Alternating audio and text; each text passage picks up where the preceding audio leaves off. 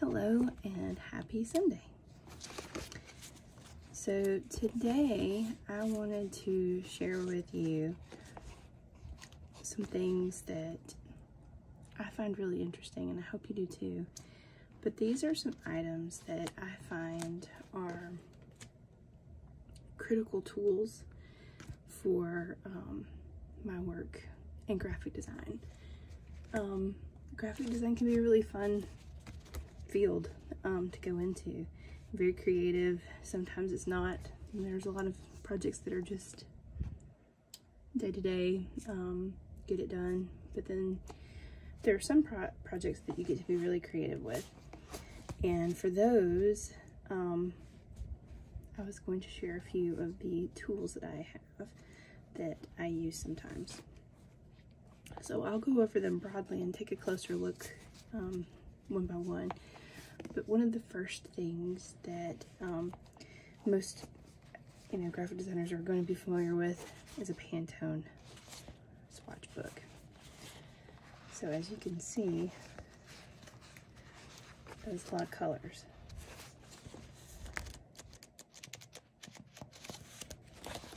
So we'll go over that a little bit more closely here in a minute. Another thing that is often critical for inspiration are sample, I don't know what you call these, sample swatches that you get from paper companies. So these show the paper. They also show design on the paper so that you can kind of, what does foil look like? And I use this a lot of times if I'm working with a client and they want to know a little bit about what that technique might look like, I can show them a sample. One of the things that I work on a lot is t-shirt design and art. So this is a style and color guide for t-shirts. It's really cool. I'll show you more about that later. Both of these are paper books, different styles of paper. This is a ruler that has some information on it that I find extremely handy. And this is a series of educational books that not only show some examples, but they have a lot of valuable information in them. These are older, but still a lot of very relevant information. And I'll share a little bit more about those as well.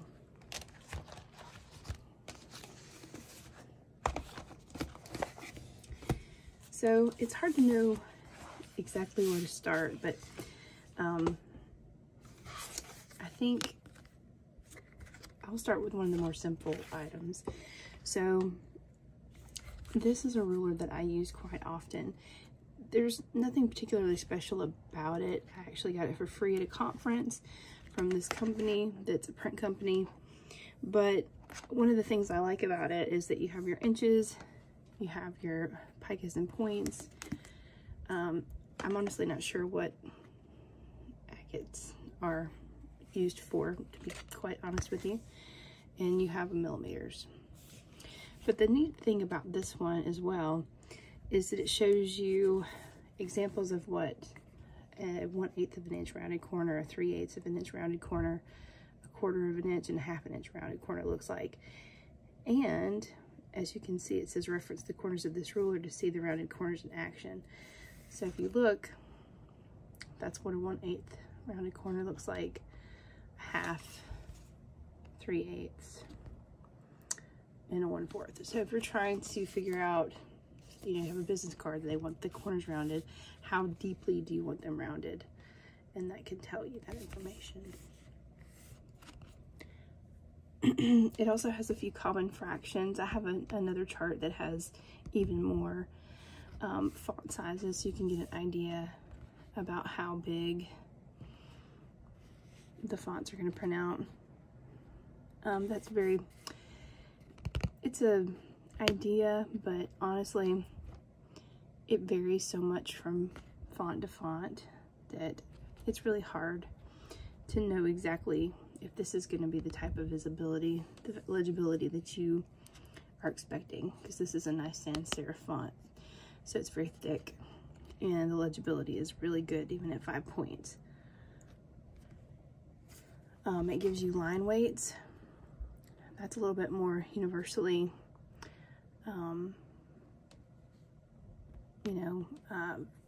a line is a line. So this is a black line. Now if you had a yellow line at 0.25, you wouldn't be able to really see it. So imagine that small, it would be hard to see. So that's kind of handy as well. And then these are drill holes, so it tells you, say that you're trying to match something that you already have. How big is that? Just a quick way to check.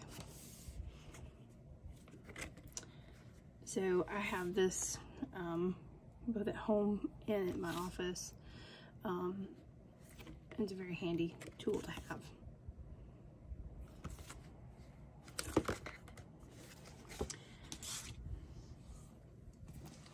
One of the next things I'll show you guys is just kind of going over the Pantone swatch book. So there are two, I would say two main swatch books that most people use in design. And this is the Color Bridge Uncoated is the example I have here today. And then there's a Color Bridge Coated. What that means is that you have a book that shows all of the ink colors on uncoated stock versus another book that I don't have here that has it on coated stock. So your ink is going to look different. I wish I had them both here to show you, but your ink is going to look different based off the type of stock that it's printed on. Coated stock has a coating on it, and that coating prevents as much ink from absorbing into the paper. So a lot of times you're going to have more vibrant color on a coated stock. One of the things I can show you is kind of give you a tour of these books. So colors are kind of in families, as you can see. This is one of the newer books. So colors have been added over the years. Used to you could just kind of go in number order, but now there's been kind of colors added in. So there's actually an index. So if you're looking for a color in particular, you go in and find it, and it tells you what page it's on and what row it's on. So the bottom down here, you'll see the page, and here are the rows.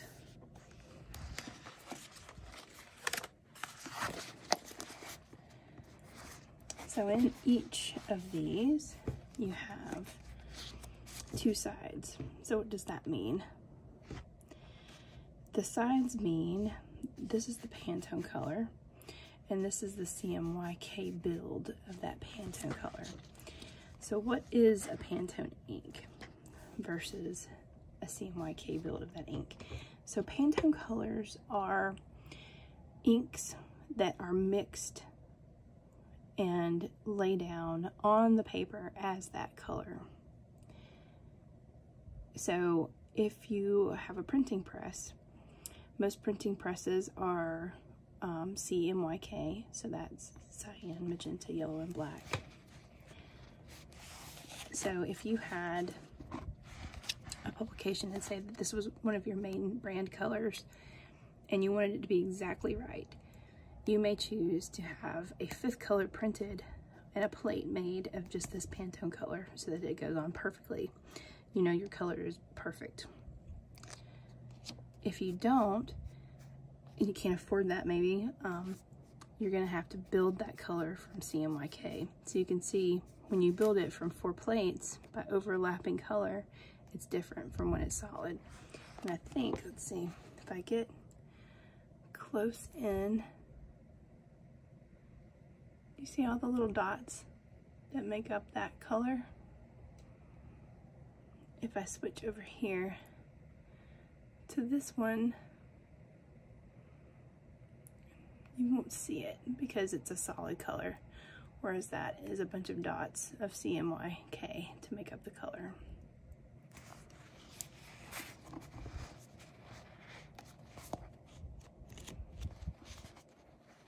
There are a lot of colors. It's just kind of amazing.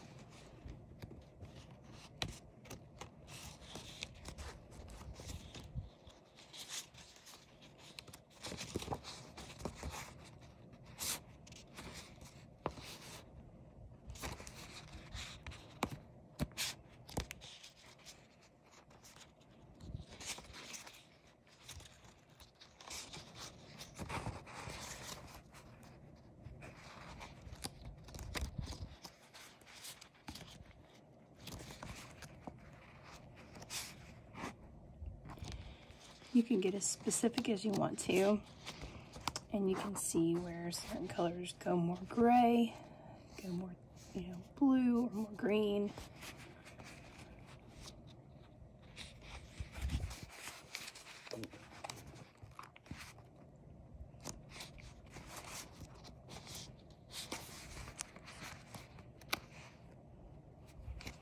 And you can see how much more vibrant the Pantone swatch is than the CMYK swatch, typically.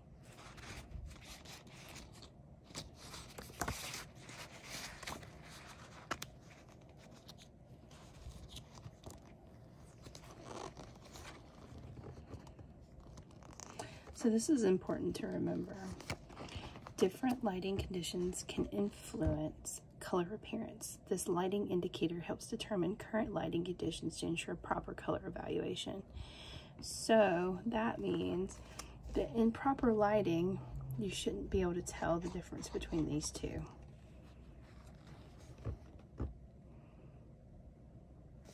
So it says the two patches appear to be different colors under different lighting temperatures. Under proper lighting range, the two patches will appear to match. If the light is not in proper range, the two patches will appear differently. So here with my lighting, they do appear different. This one appears more pink, and that one appears more neutral to me. I don't know if that's how it's gonna come out on video or not, but yeah, it just gets worse. I just checked my different types of lighting, and it gets worse when I get closer to the lighting source.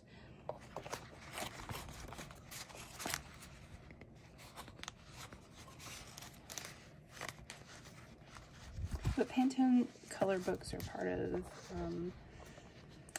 a lot of special jobs, especially if you want to, even if you are not going to use a Pantone ink color, but you want a specific color, you can kind of browse these and hold them up to different things, and, you know, say that I wanted to match this paper. I can come in and find a swatch that matches this paper, so that if I print, you know, that's not it, but there's so many colors that, you know, you just keep looking and looking. But say you wanted to have this paper, but you wanted to have something else printed on a white piece of paper that kind of matches that color, you'd be able to come in here and match that and use this information right here in your design software, and the printer should be able to print that exact color. So if you look here, you'll see that Pantone 226 is really, what does that tell you? Zero cyan, 100% magenta, 0 yellow, and 0 black. So this is basically 100% magenta. So Pantone 226 is really just 100% magenta. Pantone 225 is really just 82% magenta with no other colors. So with Pantone colors, like, these numbers don't have to add up. They don't have to total 100. but you'll see like the ranges are lighter up here. So the totals of all of your colors are going to be less than 100 above here, and they're going to be over 100 below here because this is more saturated color than this. Generally speaking,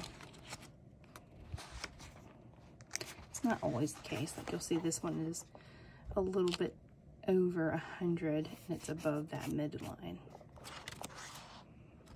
But generally speaking,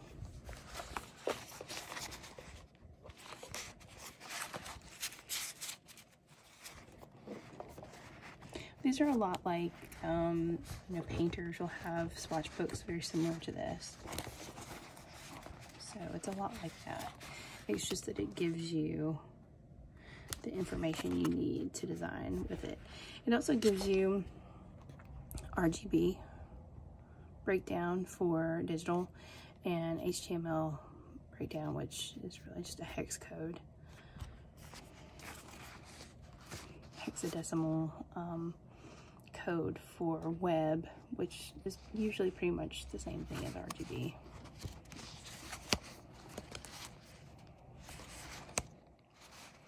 So super fun to look through. Look how crazy bright that is. It's just insanely bright. Same thing here. Very bright. And look at the difference between what you can get with a solid ink mix versus mixing CMYK. Much more dull. So that's your difference.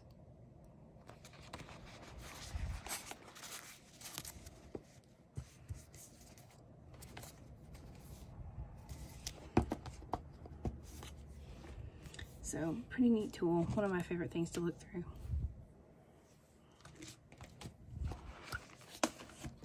So in the same idea of the Pantone, you know, that's talking about ink, let's find the series book here that talks about ink. These are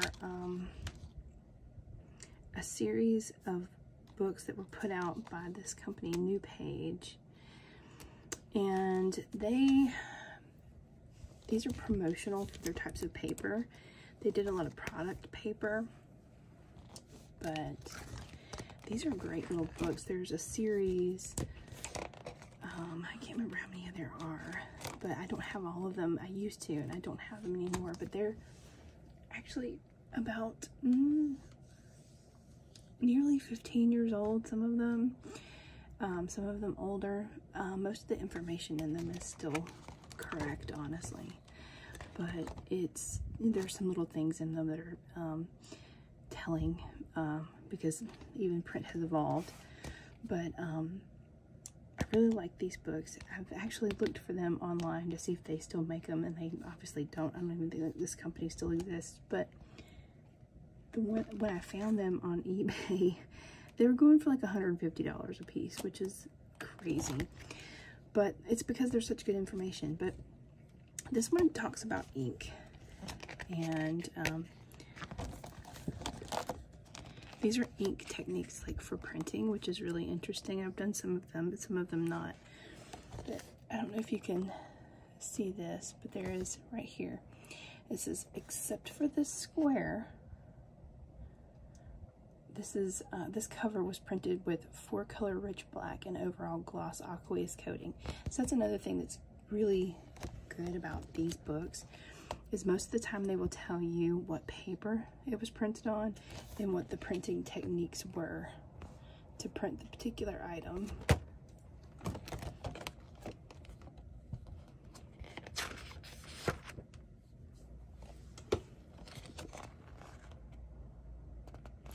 So what does that mean when things are printed with 4-color rich black? That means there's a difference between printing solid black ink and printing for your CMYK together to make black.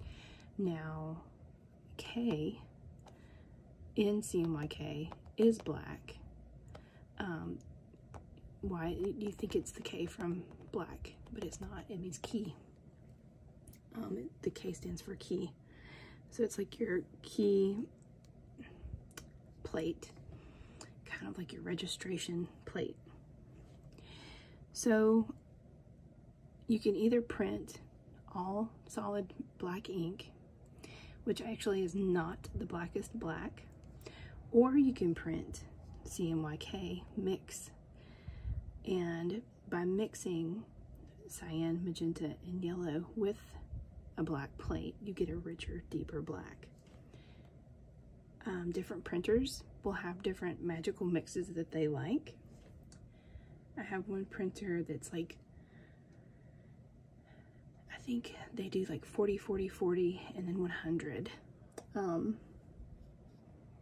Something like that, but they'll a lot of times they'll share with you, you know, if you say, you ask a printer, what is your rich black? And they will tell you what they use for rich black. So it makes a big difference. And if you really want a super rich black, you will do 2 hits of black in order to make sure that you get super coverage. And that's why you can see that one square,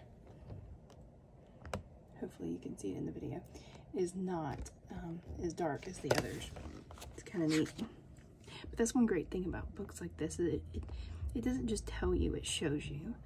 And it's really kind of hard to understand those things unless you get to see them.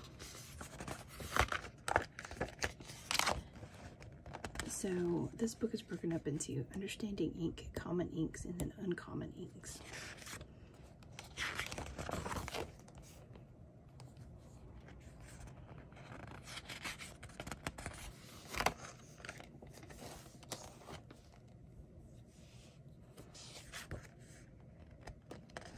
So it talks about the different types of inks.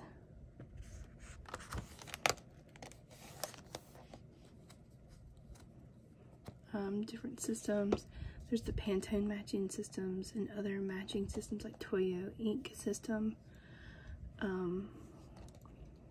which my understanding is there's metallic inks, thermochromatic inks, photochromatic inks. There is scratch and sniff ink. I've never gotten a project where I have gotten to do that. We have talked about it, but I've never gotten to do that. Yeah, thermochromatic inks heat activated and actually change color when they reach a specified temperature. That's interesting because I don't know if you can, I mean, I've never had a project where I've printed that either. And I don't know if you probably can't see it, but the nail polish that I have on is thermal. So right now my hands are cold, so it appears black, but if my hands warm up, it will be kind of an ocean blue. It's really pretty neat. So I'm kind of fascinated with that kind of stuff.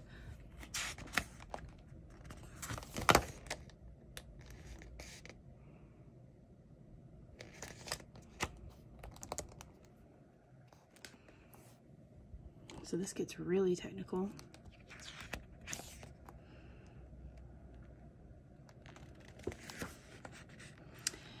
And I don't know everything about all of these different things, but there's digital inks, there are UV inks, which means that they're cured with UV light. And then there are regular inks, there's soy-based inks, vegetable-based, which I guess is soy as well. But there are metallic inks and pearlescent inks, inks that are safe for, you know, when they come in contact with food. So there's all kinds of different printing inks. Most of what I deal with is regular printing ink, Pantone matching system inks, or Toyo. I know I've gotten several swatches from printers that deal with Toyo ink system. And UV inks. UV inks are one of the things that I really like because they dry quickly. And because they dry quickly, they are brighter and they have less offset. Offset is when you're printing, say you have, like, you know, these keep printing and they stack on top of each other. And offset is when they're not dry, but the next page that comes out touches it and offsets ink. So with UV, because it's dried by a light source, and heat, I think, it makes it a lot better. You really can't offset that way. So this goes into some really different types of inks and curing processes. Some of this may be even outdated at this point because this technology does move. This is 14, 15 years ago this book was made.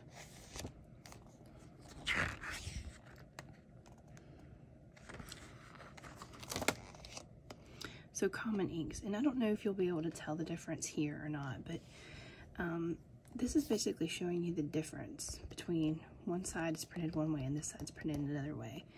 So these are showing 6 colors. So sometimes you'll have a press that can have 6 colors at one time, and they will do CMYK, and then they will do some other colors to make it brighter, because this looks pretty bright.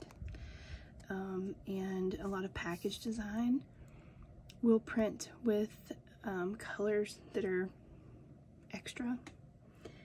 So in order to get this bright yellow, they might print CMYK, but then also come in with this bright yellow and bright orange to make sure that that's very, very bright. And a lot of times on product boxes, if you say that you break down the boxes for recycling, and you'll notice underneath, or like maybe tucked away in a flap, you'll see these little squares very similar to this, where they will show CMYK. Then they'll have like a green square or an orange square, and that's showing you all the different plates that they printed.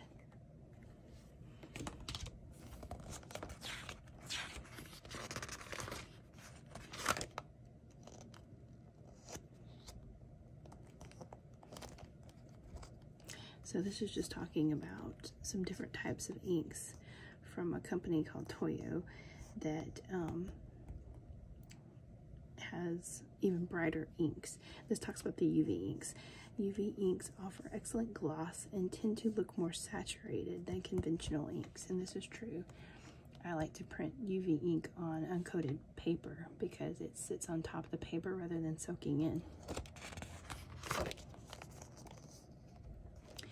So this page is talking about, I don't know if you can see it, but it's mostly matte, mostly satin finish, but there are some gloss elements there. That is called UV ink. UV inks are glossy. Usually they're clear, and they can add a texture.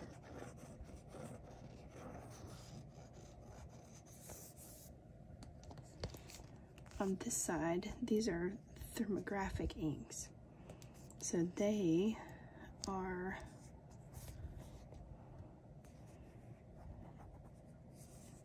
thermography has a little bit, it's not usually as glossy. I don't know if you can tell. Thermography is almost kind of like puff paint. You see it a lot on, you used to see it on business cards a lot.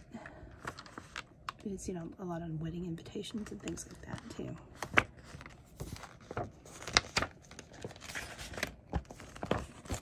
So in this example, and they have substituted 3 of the 4 process inks with pastel inks. So instead of CMYK, they have taken like a pastel cyan, a pastel magenta, and a pastel yellow to kind of come up with that dreamy, what we now kind of call, or I guess we used to, it doesn't really, people don't do it anymore, but the Instagram look, kind of.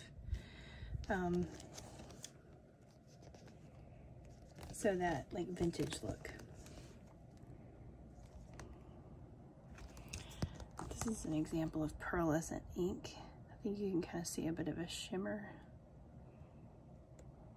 I moved my lighting a little bit. That might help the glare some.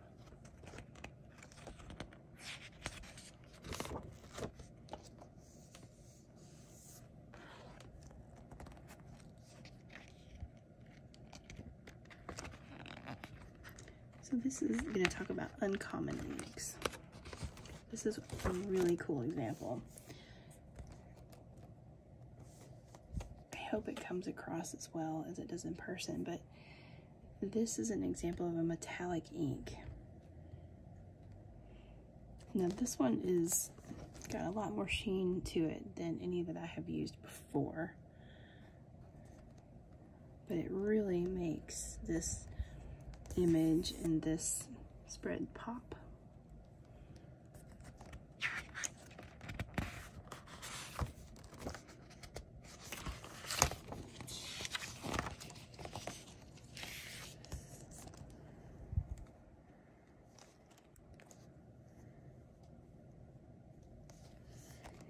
So according to this, let's see if it still works. Cook the lobster by touch. The heat from your finger will turn the green thermochromatic ink clear, revealing the red of the cooked lobster beneath. My hands are kind of cold, so maybe I don't know if it'll work or not. This book's pretty old, so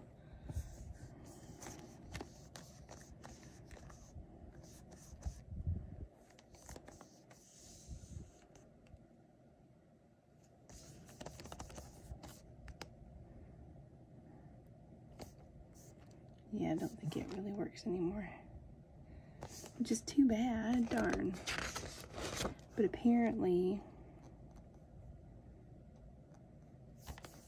there was a clear ink or a thermographic ink on top, and if you were to warm it up, you could see the red come out. So that's neat. And it says that the ink was formulated to change color at approximately 88 degrees, but can be modified for warmer or cooler temperatures. That's interesting. That would be cool to have seen. I don't remember if I had ever seen it before. So this is like scratch off ink.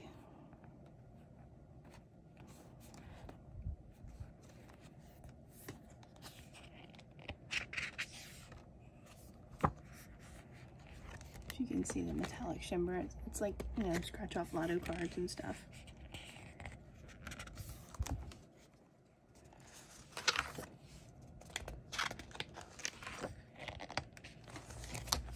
Some of these pages are thicker. So in this, they used a fluorescent ink. If I had to guess, I'd say that they may have replaced the regular yellow with a fluorescent yellow to get that cool effect.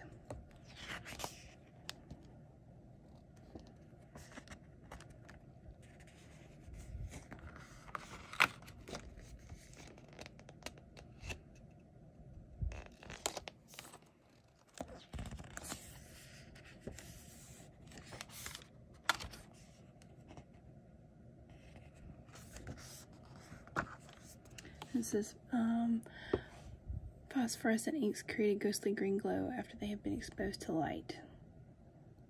Oh, these glow in the dark. So apparently this would glow in the dark. It's too bad. And over here, it says the thicker the coating of the ink, the longer the glow in the dark bulb will last. So I don't know if you can see, but over here there are 3 examples of different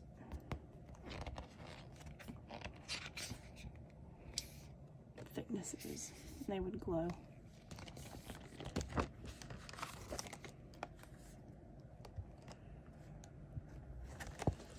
So this is an example of an ink that is got glitter in it.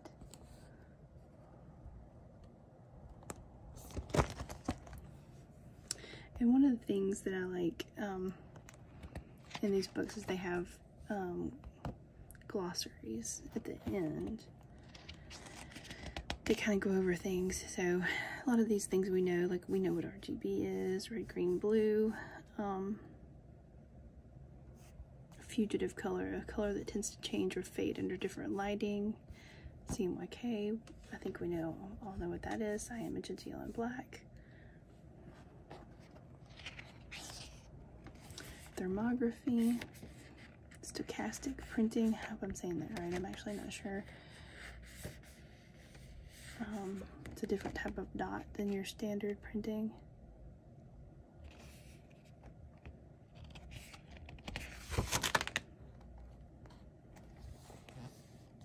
Touch plates, also known as bump plates.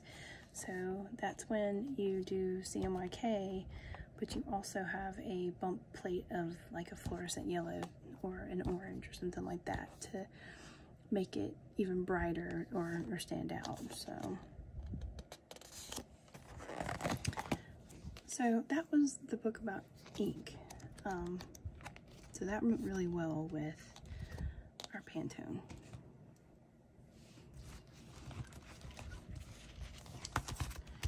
Another thing I will show you guys is just kind of show you around a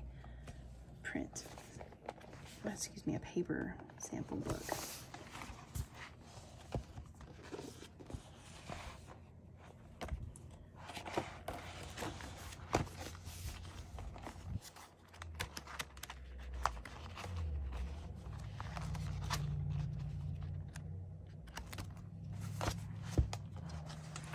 This one's quite extensive.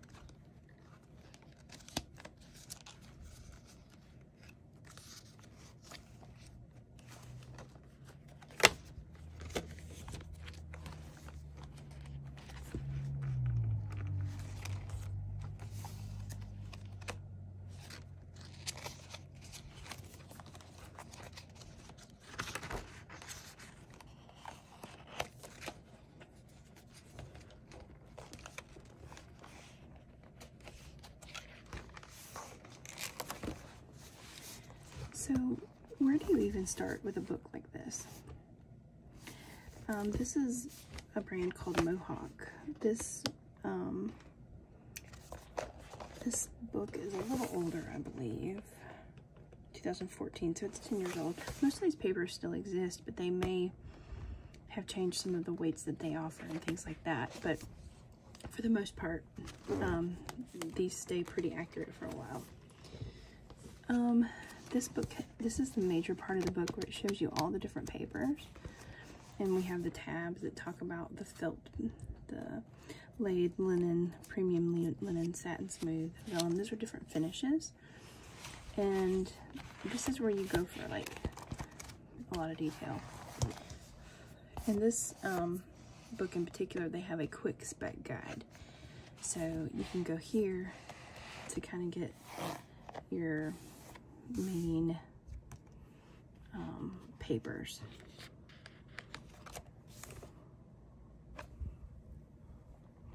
So this is a good way to teach quickly about the different parts of different important factors for paper. So of course you have color is really important. There's a huge wide range of color. White is not just white. Whites have a brightness level. So a lot of times you can see, this one doesn't tell you, but a lot of times they will tell you what the brightness of a paper is. Pure white, bright white, radiant white, but they usually go from the brightest white down. You can see warm white.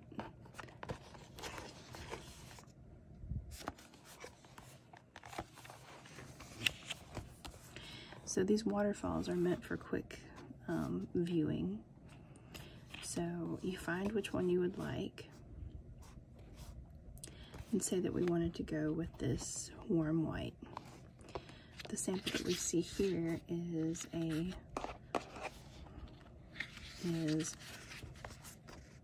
warm white, smooth, that refers to the finish, 80T, that means it's 80 pound text, and it's from the Via line.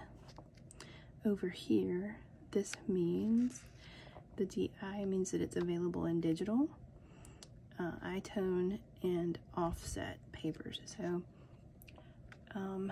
the digital is kind of important because if you put this on a digital press, you're going to want the digital version of the paper because it's just going to perform better. As you can see here, this cool white, they don't have that, at least at the time this book was made, they don't have that for digital. They do for this one, but they don't have whatever the iTone is called. I'm not really sure what that feature is for this particular paper. And then, okay, I don't want 80-pound text. That's pretty thin. That's what this is. I want a very thick paper. So I'm going to come over here and look and see that this goes all the way up to 110-pound cover. So that's pretty thick. It's not the thickest that you can get for sure, but that's pretty thick. That would be good for a greeting card or something like that. Whereas 80-pound text is more like copy paper. 100-pound text is a nice thick copy paper. After that, everything goes to more of a cardstock. So these will all tell you what is available. I want the warm white. This is smooth, but maybe I want it to be linen instead.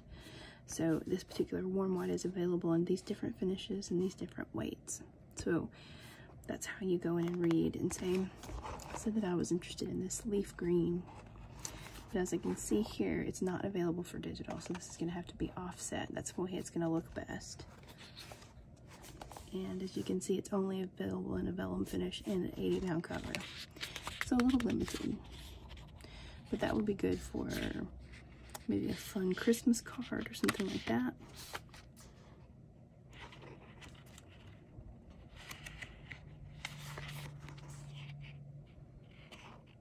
And just a couple of different blacks available. And as you can see here, it's available in several different finishes with some textures, several different weights, and the 120 DTC, which as far as I know, double thick cover is what I've known DTC to stand for. And it means that it's available duplexed with a white on the back. So that basically means that it's going to be kind of like laminated to another sheet. So that it's black on one side and white on the other. That's a it's a good way to have the ability to print on one side and have you know, the solid paper color on the other side. It's a beautiful color for paper. You can see that's an example of linen.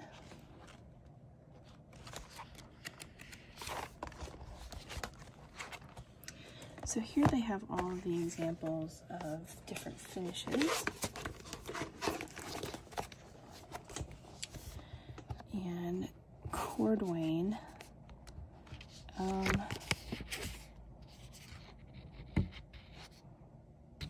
that is, let's see, how do I describe that? It has a little bit of a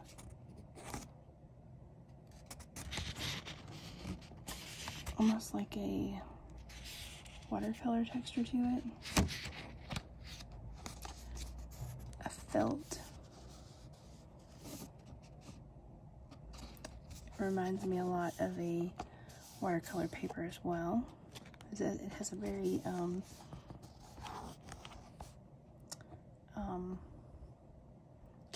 very consistent pattern of just sort of bumpy, like a charcoal paper or something there. We can see it a little bit better there. They call that a groove.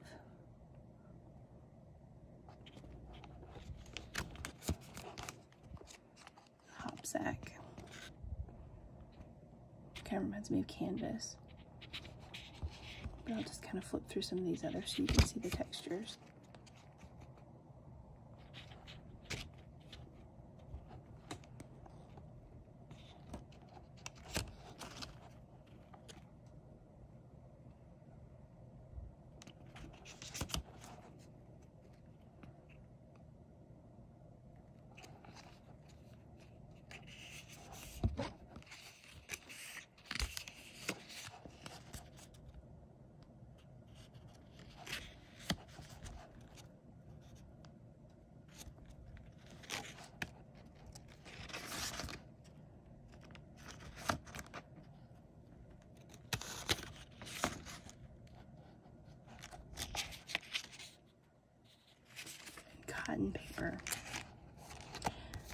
paper is interesting. This particular type is only 25% cotton, but there are 100% cotton papers. So why? They're usually very expensive paper, but the great thing about a cotton paper is that the fibers are very flexible and they're wonderful for letterpress. Letterpress, I think I'll have some examples I can show you of letterpress, but it's just really good stuff.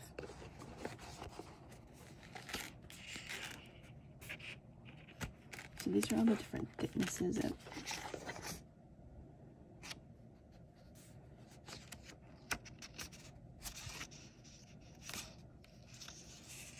I can't remember what the W stands for. I don't use that very often. This is a very thin paper sheet. Maybe writing.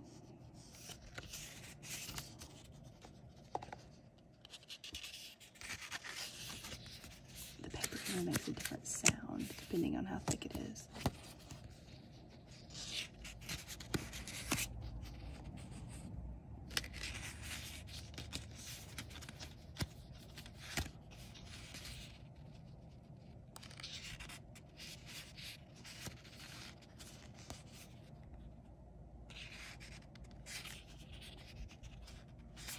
It's the duplex paper. It's white on this side and blue on that side.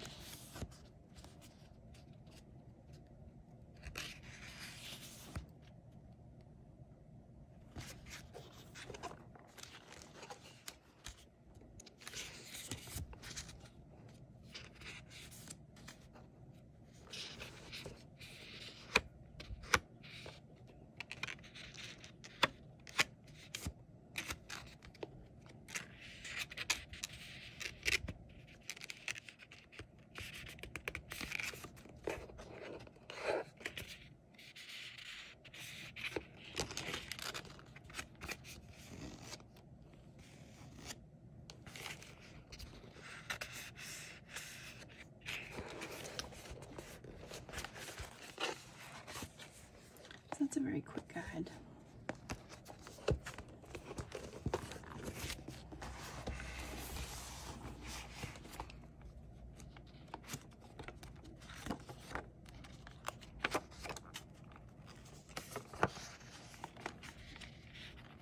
It's a better example of the cordwain texture. Reminds me of old,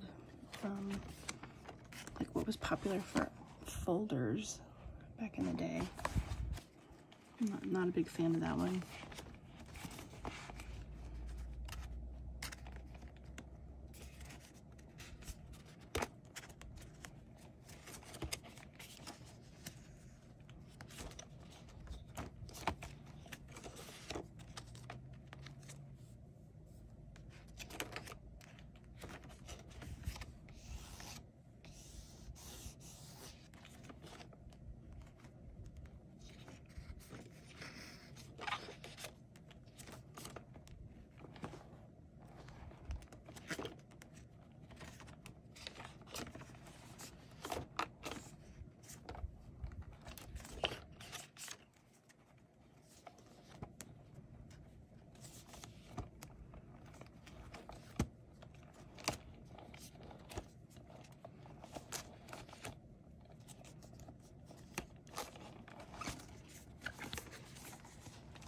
Aren't those papers pretty? They're so beautiful.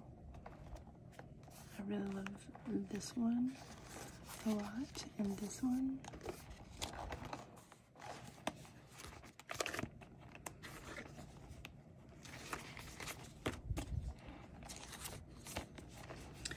yeah. And then they have a lot of details about the size of the paper and things like that. Because the sheet size, these are huge sheets typically that go on sheet fed presses. So here's a different type of book.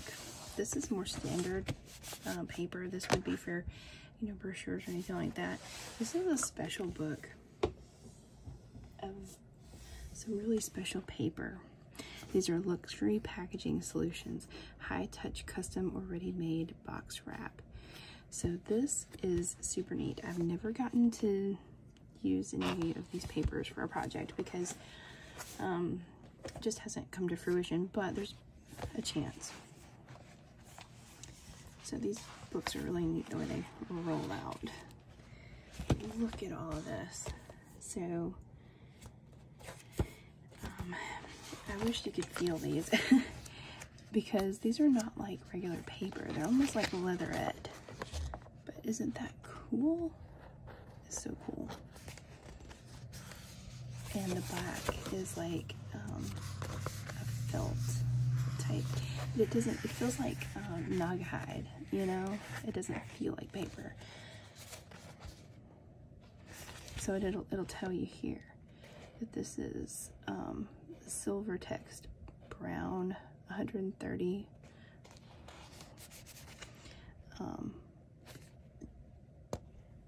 And you can see how detailed you can print on it. It's just really neat.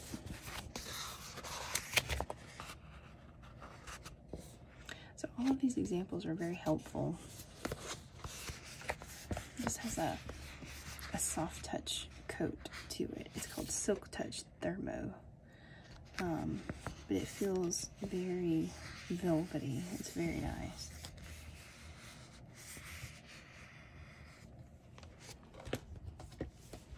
So those are the samples that they kind of put in to show you. But these are all of the different papers. It's insane. Look at this texture.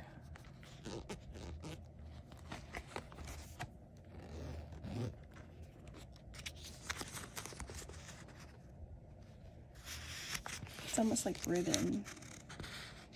Doesn't feel like paper.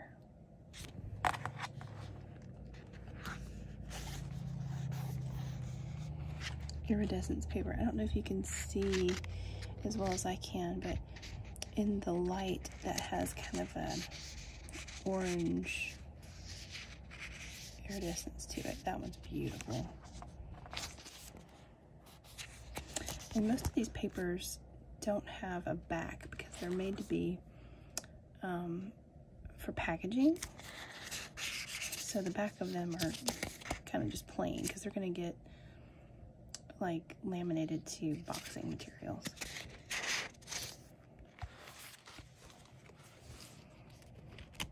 But look at all of these, are so cool.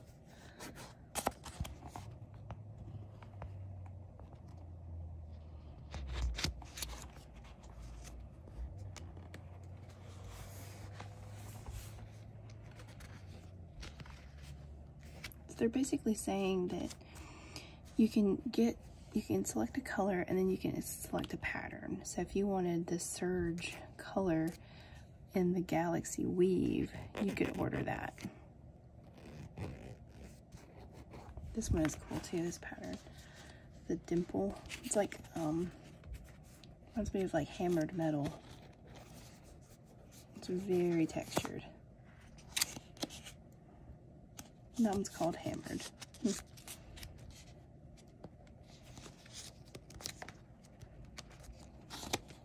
And this one's a very fine weave. It's very nice.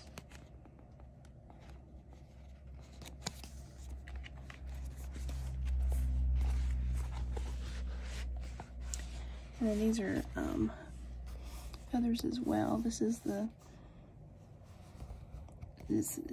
feel of nubuck and plush leathers. So that these are really, really neat.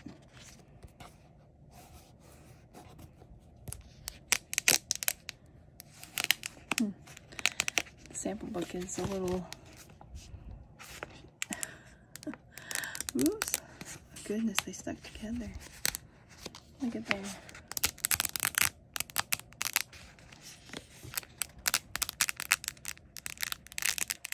That's not good.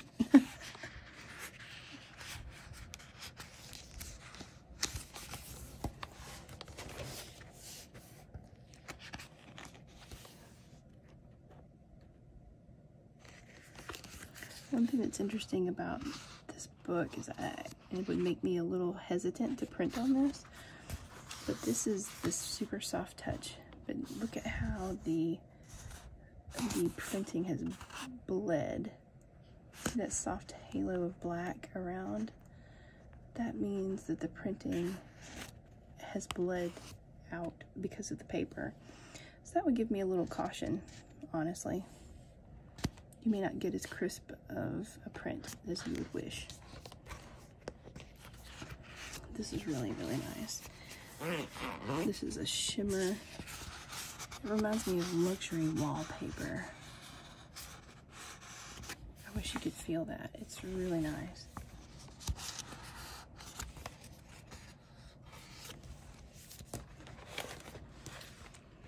And these are some wild ones too. Look at all of this.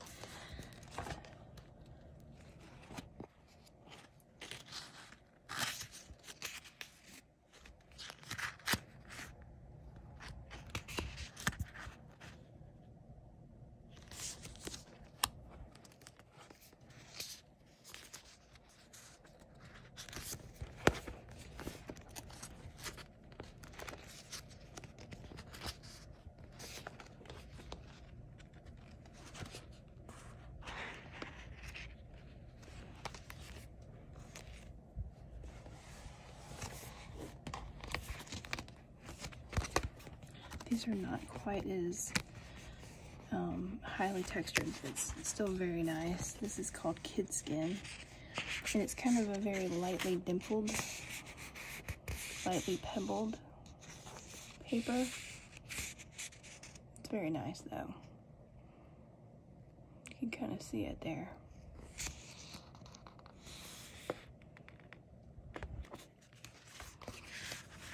It's really nice too. That's a very vibrant gold.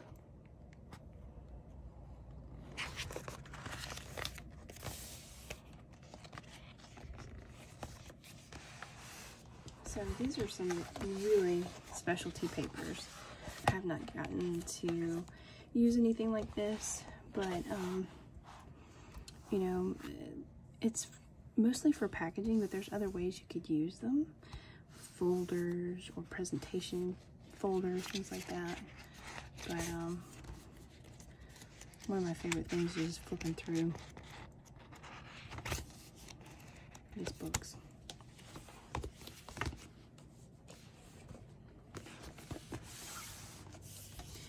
So I can show you one last, a couple of last pieces. This one is kind of a collection of different techniques, and I think I'll end with that one, and then I'll show you. This is one of my favorite, and it's kind of goofy, but if I'm designing a t-shirt, I love to have these on hand.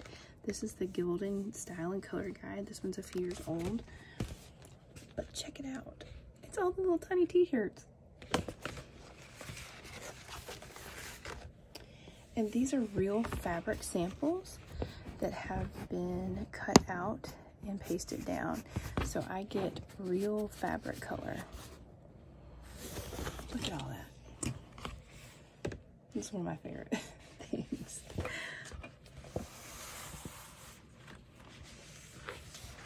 And once again, with this kind of a book,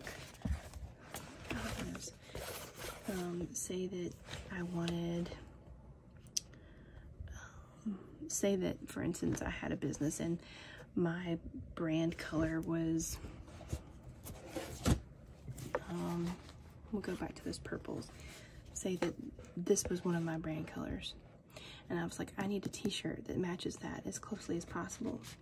That means that I can go in here and try to match that. So maybe I end up going with this heather purple because it's, you know, the closest thing to my brand. So that's why these swatch books are really important. How's that for color? Isn't that beautiful? Little t-shirts, all the little colors. I love it.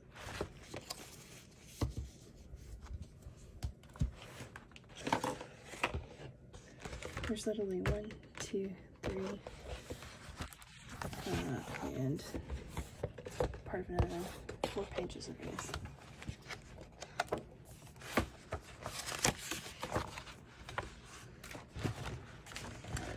And a color chart here also gives you some sizing information.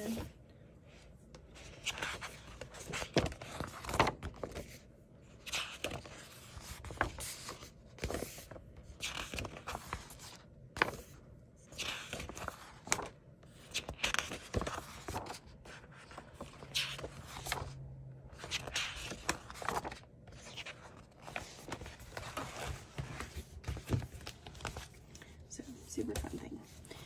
So the last thing I'll go over is this is basically like it shows off their paper and it shows off techniques on their paper, but it is really just a big inspiration book. So it's actually a bunch of different pieces of paper put together with this metal tag rope stuff. I don't know, what do we call that? I'm not sure.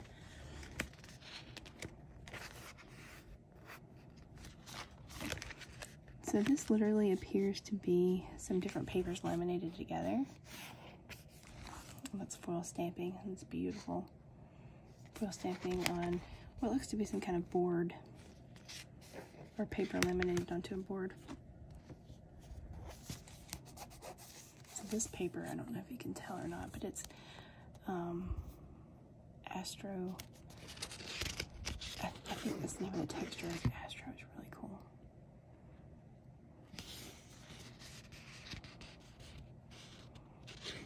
So you got some embossing and debossing.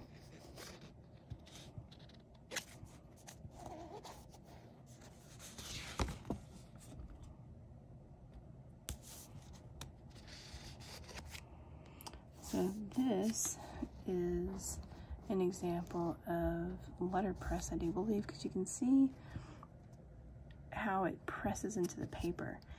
This paper is not a cotton paper, I don't think. No, but it did leave a good texture. I don't know if you knew this, but this edge, this like torn edge, that's called a deckled edge.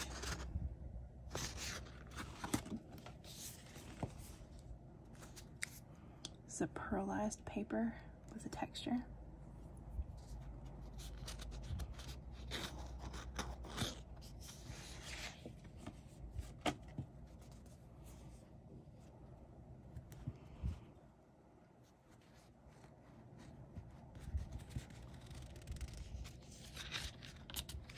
This is a Star Dream gold paper, smooth finish, for the HP Indigo press.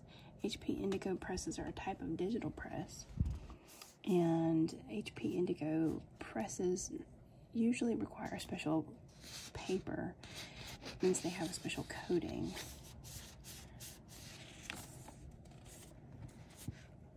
This is really cool. These are 2 sheets. The die cut, they line up just really nicely.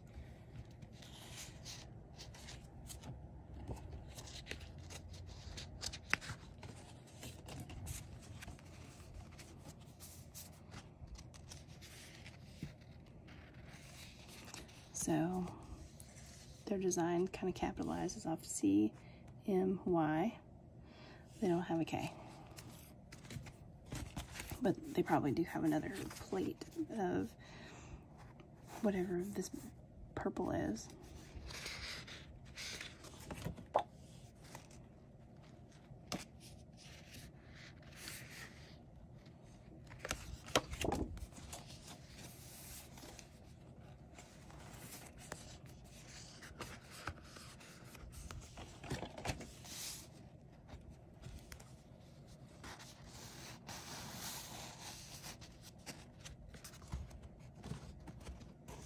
Some really thick paper.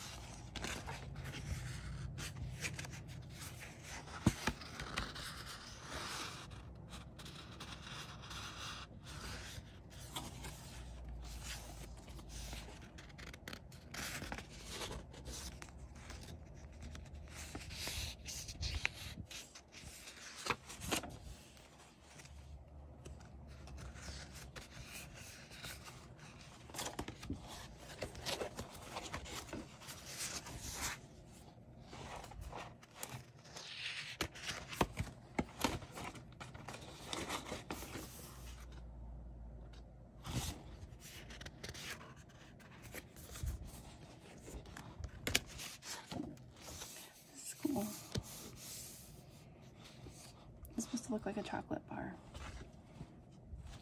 So this is brown paper. It's called Plike, and it has this like it's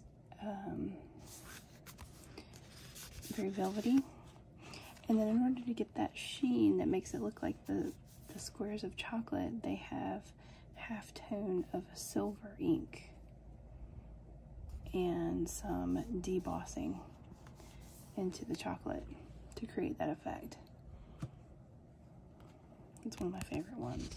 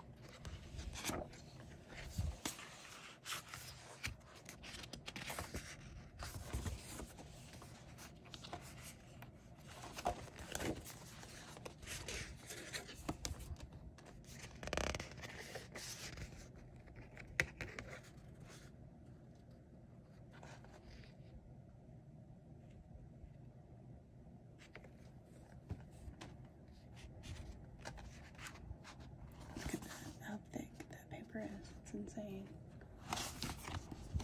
Like,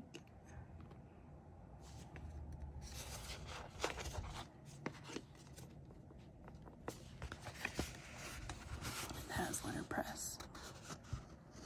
It reminds me of a coaster. It's basically, yeah, like coaster paper.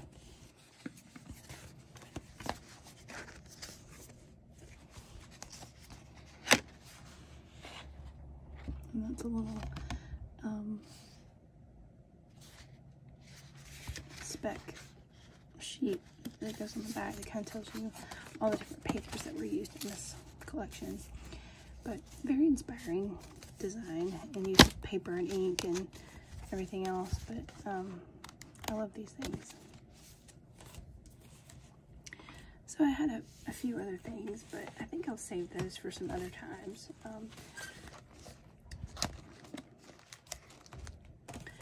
But I really hope you enjoyed, going through some of my favorite graphic design tools, and paper is a huge part of that.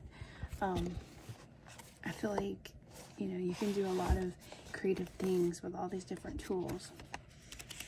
So if you liked today's video, please tell me that, what parts you liked, and I have a lot more of this kind of stuff, some more examples. I have a lot of it, really neat stuff, but it does take a little time to go through. But I hope you enjoyed this. I really enjoy sharing with you, and until next time, thanks.